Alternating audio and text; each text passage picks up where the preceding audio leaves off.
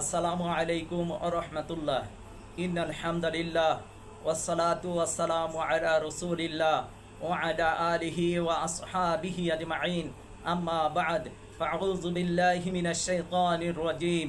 বিসমিল্লাহির রহমানির রহিম। ওয়াজআল লানা মিন লাদুনকা ওয়ালিয়্যান ওয়াজআল লানা মিন লাদুনকা নাসীরা। সম্মানিত দর্শক ও শ্রোতা, আমাদের আজকের আলোচনার বিষয়বস্তু হচ্ছে ভারতে মুসলমানদের ভয়ঙ্কর অবস্থা, মুসলিমদের ঘুম ভাঙবে কবে। আপনারা জানেন সীমান্তে আজকে মুসলমানদের অবস্থা খুবই খারাপ, ভারতের মুসলিম মা বোনদের অবস্থা খুবই খারাপ। গত এক মাসেই প্রায় ৩৫০০ ঘর বাড়ি বুলডোজার দিয়ে ভেঙে দেওয়া হয়েছে। খোলা আকাশের নিচে তাঁবু টাঙ্গিয়ে আজকে মুসলমানেরা অবস্থান করতে হচ্ছে। মুসলমানেরা আজকে হাহাকার করতেছে, আজকে তারা নির্যাতিত, আজকে তারা নিপীড়িত। আজকে এই মুসলমানদের পাশে থাকার জন্য আল্লাহ তাআলা আমাদেরকে নির্দেশ করেছেন। পবিত্র কুরআনুল কারীমে আল্লাহ তাআলা বলছেন, ওমা লাকুম লা তুকাতিলুনা ফি সাবিলিল্লাহ, তোমাদের কি হয়েছে, তোমরা কেন আল্লাহ তাআলার রাস্তায় তোমরা জিহাদ করছো না, সশস্ত্র লড়াই কেন তোমরা করছো না।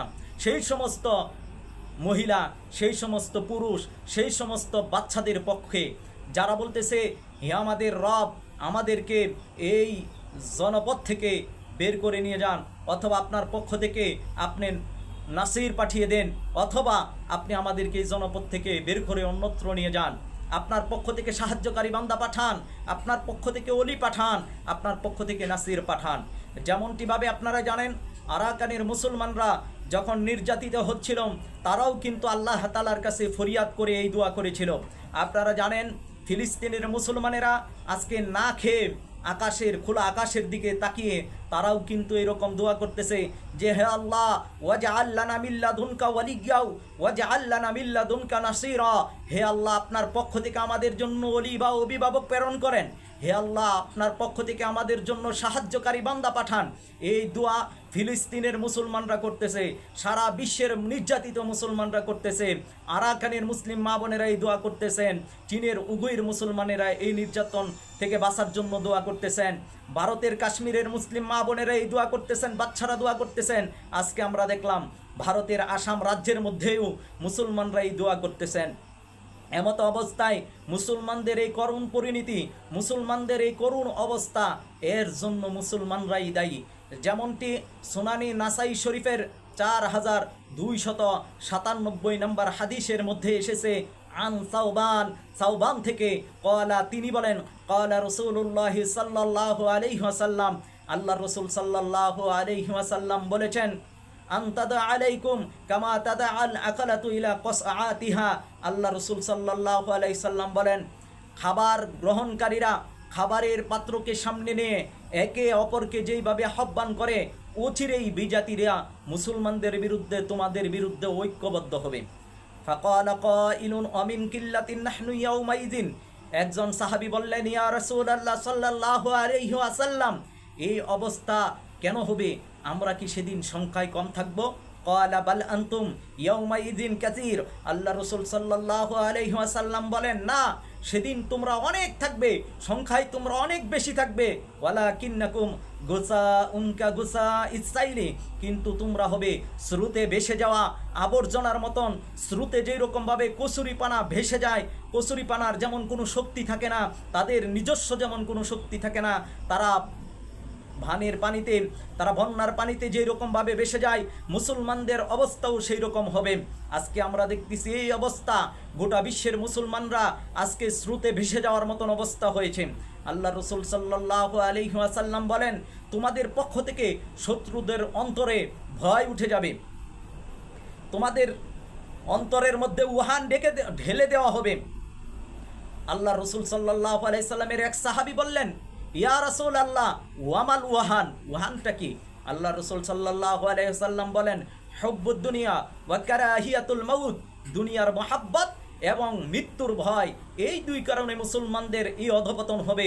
আজকে মুসলমানরা পৃথিবীতে 200 কোটি টাকার পরেও মুসলমানদের চোখের সামনে ফিলিস্তিনের বাচ্চারা আজকে না খেয়ে থাকতে হচ্ছে, কঙ্কাল হয়ে যাচ্ছে। মুসলিম মা বোনদেরকে দর্শন করা হচ্ছে। গতকালকে দেখলাম একজন প্রেগনেন্ট মহিলা, একজন মা, একজন বোন তার গর্ভ থেকে আপনার বাচ্চাটা ভ্রূণটা বের হয়ে এসেছে। নাউযুবিল্লাহ। আজকের এই অবস্থায় আল্লাহ তাআলা যদি এই মুসলিম শাসকদেরকে ধরেন, মুসলমানদেরকে যদি ধরেন, তোমরা কি করেছিলে? আমার হুকুম কি তোমরা কুরআনুল কারীমে দেখো নাই? ওয়ামা লাকুম লা তুকাতিলুনা ফি সাবিলিল্লাহ। তোমাদের কি হয়েছে? তোমরা কেন আল্লাহর রাস্তায় বের হচ্ছ না? কেন সেই নির্যাতিত মুসলিম মা বোনদের পাশে দাঁড়াচ্ছ না?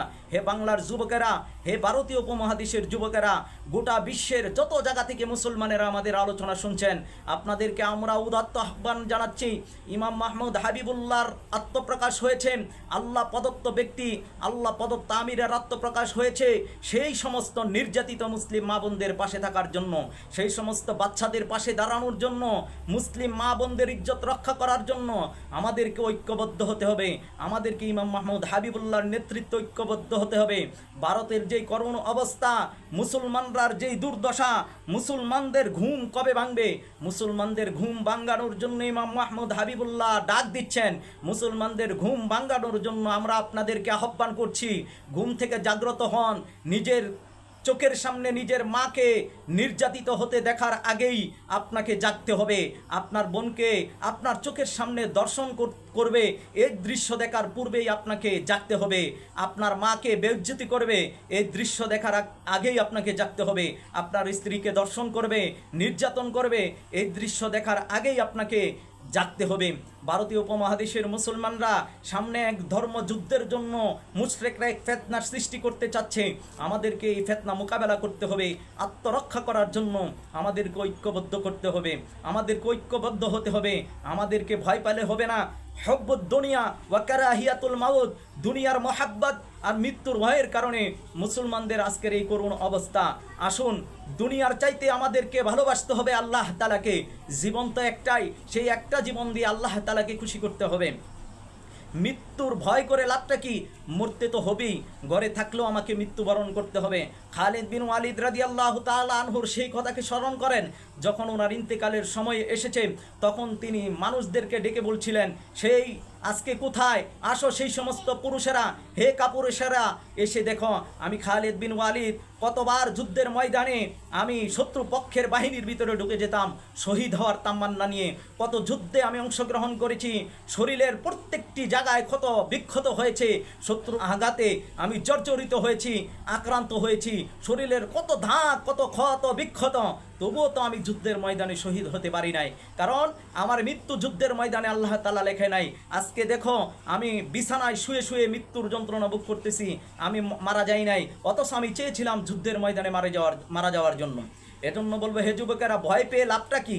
ইসলামের জন্য, আল্লাহর দিনকে, আল্লাহর কালেমাকে বুলন্দ করার জন্য আমাদেরকে জীবনের চাইতে মৃত্যুকে ভালোবাসতে হবে। তারা আমাদেরকে কিসের মৃত্যু দেবে? যে মৃত্যু তারা আমাদেরকে দিতে চায়, সেই মৃত্যু তো আমরা আল্লাহ তাআলার কাছে চাই। 5 ওয়াক্ত নামাজের পরে তো আমরা সেই দোয়া করি যে, হে আল্লাহ, আমাদেরকে আপনার রাস্তায় শাহাদতের মৃত্যু দান করুন। সুতরাং তারা আমাদেরকে কিসের মৃত্যুর ভয় দেখায়? তারা আমাদেরকে কিসের মৃত্যু দিতে চায়? তারা যাহা দিতে চায়, তারা তো মুসলিমরা তো সেটি চায়।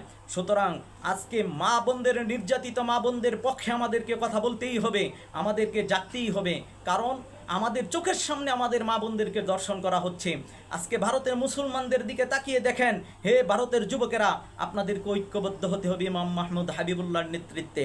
সামনের যে গজওয়াতুল হিন্দের যুদ্ধের চূড়ান্ত পর্যায়ে আসার আগেই আমাদেরকে ঐক্যবদ্ধ হতে হবে, আমাদেরকে সতর্ক হতে হবে। ইমাম মাহমুদ হাবিবুল্লাহর নেতৃত্বে ঐক্যবদ্ধ হয়ে মুসলিমদের জান আর মাল আত্মরক্ষার জন্য আমরা কাজ করব। আমি বলতে চাই যে মুসলমানদেরকে রক্ষা করা, আমার নিজেকে রক্ষা করা, আমার নিজের ফ্যামিলিকে রক্ষা করার জন্য কাজ করা যদি অপরাধ হয়ে থাকে, তাহলে সেই অপরাধটা আমি করতে চাই। যদি নিজেকে রক্ষা করা অপরাধ হয়ে থাকে, তাহলে সেই অপরাধ আমি করতে চাই। যদি নিজেকে রক্ষা করার জন্য কাজ করতে গেলে জঙ্গিবাদ হতে হয়, তাহলে সেই জঙ্গি আমি হতে চাই। সুতরাং আমাদের ব্রেন আর ওয়াশ করাইতে পারবা না। পশ্চিমাদের বলবো, ভারতীয় মিডিয়ারদেরকে বলবো, জঙ্গি নাটক এই দেশের মানুষকে আর খাওয়ানো যাবে না। এই দেশের মানুষ এখন আসল কোনটা সত্য, কোনটা মিথ্যা, কোনটা ইসলামের জন্য আহ্বান আর কোনটা জঙ্গিবাদ, এই দেশের মানুষ সেটা জানে। তোমরা যখন আরাকানের মুসলমানদেরকে ভদ্ররা মারলো, সন্ত্রাসবাদ করলো, তখন তো তাদেরকে তোমরা জঙ্গিবাদ বলো নাই। যখন রাশিয়া ইউক্রেনে আক্রমণ করলো, তখন রাশিয়ার বাহিনীদেরকে তো তোমরা জঙ্গি বলো না, কারণ তাদের মতে অস্ত্রবাজি করলে যদি জঙ্গিবাদ হয়, বোমাবাজি করলে যদি জঙ্গিবাদ হয়, নিরহ মানুষকে মারলে যদি জঙ্গিবাদ হয়, আপনাদের কাছে আমাদের প্রশ্ন হচ্ছে, আপনার রাশিয়া কি ইউক্রেনের নিরপরাধ মানুষকে মারে নাই? তারা কি জঙ্গি না? ফিলিস্তিনের নিরপরাধ মানুষকে কি ইহুদিরা মারতেছে না? তারা কি জঙ্গি না? আরাকানের মুসলিম মা বোনদেরকে বৌদ্ধরা মারলো, তারা কি জঙ্গি না? উগৈর মুসলমানদেরকে তারা মারলো, তারা কি জঙ্গি না? আপনার সন্ত্রাস চাঁদাবাজি যখন করে, এক দল আরেক দলকে যখন মারে, তখন তারা জঙ্গি হয় না? নির্মমভাবে পাথর চাপা দিয়ে যখন মানুষকে মানুষ মারে, তখন সেখানে টেরোরিস্ট বা জঙ্গিবাদের গন্ধ পাওয়া যায় না? কেউ যখন আল্লাহর জমিন, আল্লাহর দিন কায়েম করার জন্য খেলাফতের কথা বলে, ইসলামের কথা বলে, গজওয়াতুল হিন্দের কথা বলে, নিজেকে রক্ষা করার কথা বলে, নিজের ফ্যামিলিকে রক্ষা করার জন্য কথা বলে, নিজের দেশকে রক্ষা করার জন্য কথা বলে, ইসলামকে রক্ষা করার জন্য কথা বলে, তখন সে টেরোরিস্ট হয়ে যায়, তখন সে জঙ্গি হয়ে যায়। এই রকমের অপবাদ বাংলার মানুষকে যতই দাও না কেন, তোমাদের মিথ্যা, তোমাদের সেই অসারতা জাতি বুঝতে পারতেছে যে তোমরা আসলে ইসলামের উত্থান চাও না, তোমরা ইসলাম প্রতিষ্ঠিত হোক সেটা তোমরা চাও না। যার কারণেই তোমরা টেরোরিস্ট, সন্ত্রাসবাদ, জঙ্গিবাদ হিসেবে কথা বলো। কেউ বলে গেল যে জঙ্গিবাদ, এখন মাথা খাটাইয়া ঠান্ডা মাথায় বলে সন্ত্রাসবাদের উত্থান যাতে না হয়। সুতরাং একই কথা, উদ্দেশ্য তাদের একই, ইসলামকে তারা প্রকাশ হওয়ার জন্য দিতে চায় না। এজন্য তারা যতই চায় না কেন ইসলামকে তারা দাবিয়ে রাখবে, ইসলামকে তারা দুর্বল করে রাখবে, কিন্তু না, ওয়াল্লাহু মুতিম্মু নূরিহি ওয়ালাউ কারিহাল কাফিরুন, আল্লাহ তাআলা এই নূরকে প্রজ্বলিত করবেনই, যদিও কাফেরেরা সেটি অপছন্দ করে। এজন্য আমরা বলবো ভারতের মুসলমানদের যে ভয়ঙ্কর অবস্থা, মুসলমানদের ঘুম ভাঙবে ইনশাল্লাহ। কারণ মুসলমানদের ঘুম ভাঙানোর জন্যই আল্লাহ তাআলা ইমাম মাহমুদ হাবিবুল্লাহকে পাঠিয়েছেন। একদিন আগে বা পরে মুসলমানদের ঘুম ভাঙবেই। গাজওয়াতুল হিন্দের দামামা বাজতেছে, আরও বাজবে।